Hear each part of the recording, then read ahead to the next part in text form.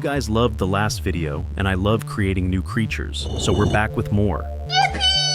This time, I took some of your suggestions from the comments. If you have any ideas for a new Rain World creature, drop them below, and I might just feature it in the next video. Without further ado, let's dive into our first hybrid creature. First up, we've got the dragonfly, a combination of a vulture and batfly. Initially, I mixed up vulture with Miro's bird in my head, but I fixed that in the final design.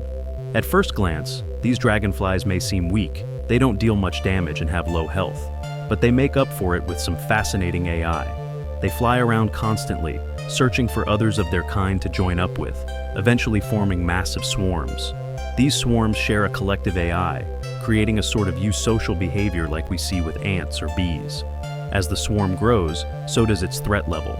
Small swarms of just a few dragonflies will target smaller prey like the slug cat. But over time, a larger swarm, built up over multiple cycles, could even take down much bigger creatures like vultures and red lizards, though not without some losses.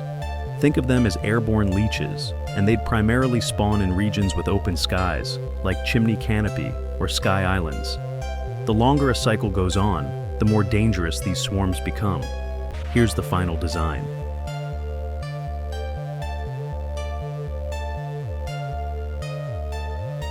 Next, we've got a far more terrifying creature, the golden centipede. This hybrid combines a reindeer and a red centipede, with its golden coloration coming from the reindeer's eye. These centipedes are incredibly fast, thanks to their long legs that allow them to dash great distances. And no, they haven't lost their ability to crawl on walls.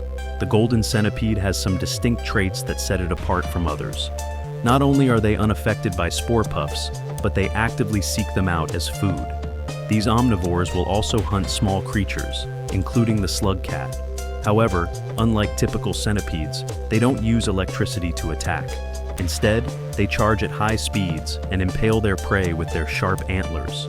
Their golden scales provide a strong layer of defense, but those can be knocked off, exposing them to greater damage. Golden centipedes would mainly spawn in regions like farm arrays, but could also be found in outskirts and subterranean.